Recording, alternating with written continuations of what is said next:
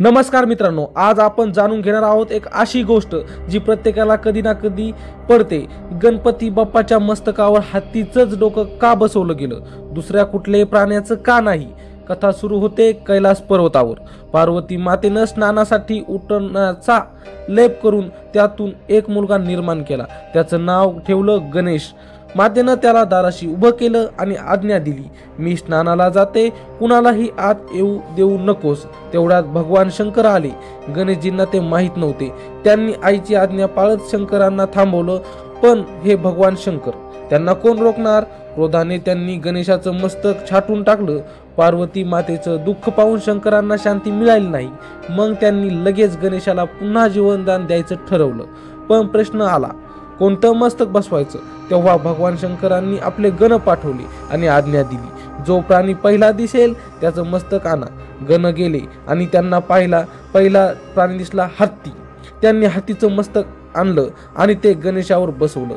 पण हत्तीचंच मस्तक का, या मागे खोल अर्थ आहे। हत्ती हा भारतीय संस्कृतीत ज्ञान, बुद्धी आणि सामर्थ्याचं प्रतीक आहे। हत्तीचं मोठं मस्तक म्हणजे विशाल ज्ञान, मोठे कान म्हणजे सर्वांचे बोलणे शांतपणे ऐकणे, आणि छोटा तोंड म्हणजे कमी बोलणे पण योग्य बोलणे। हीच खरी विद्वत्तेची ओळख आहे। हत्ती शांत, संयमी आणि शक्तिशाली असतो। तो जंगलाचा राजा नसला तरी जंगलाचा मार्ग मोकळा करणारा असतो। म्हणून गणपतींना विघ्नहर्ता म्हटलं जातं। अडथळे दूर करणारे, जसं हत्ती झाड काटे बाजूला करून वाट मोकळी करतात, तसं गणपती बाप्पा आपल्या भक्तांच्या आयुष्यातील अडथळे दूर करतात।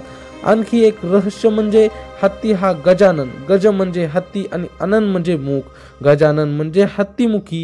हिंदू धर्मात हत्तीला लक्ष्मी देवीचं वाहन मानलं जातं, म्हणजेच गणेश आणि समृद्धीचा थेट संबंध आहे। म्हणूनच गणपती बाप्पा आपल्याला बुद्धी, समृद्धी आणि सुखसंपत्ती देतात।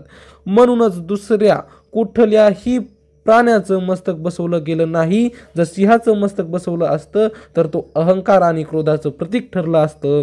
जर हरणाचं मस्तक बसवलं असतं तर ते भित्रेपणाचं लक्षण ठरलं असतं। पण हत्ती हा सामर्थ्यवान असूनही शांत आहे। तो विद्वत्ता आणि नम्रतेचा अद्भुत मिश्रण आहे। मित्रांनो, ह्याच कारणामुळे गणपती बाप्पाचं मस्तक हत्तीचं आहे आणि म्हणूनच ते जगात एकमेव अद्वितीय देवता ठरतात। ते फक्त ज्ञानाचं नव्हे तर संयम, समृद्धी आणि अडथळे दूर करणाऱ्या शक्तीचंही प्रतीक आहे। तर ही होती गणपती बाप्पाच्या हत्तीमुखामागची रहस्यमय पण प्रेरणादायी गोष्ट। जय देव, जय गणराय। मित्रांनो, असेच आमचे नवनवीन व्हिडिओ पाहण्यासाठी चॅनलला मात्र सबस्क्राईब नक्की करा आणि कमेंटमध्ये जय श्री गणेशाय नक्की लिहा। भेटूया पुढच्या व्हिडिओमध्ये, तोपर्यंत धन्यवाद।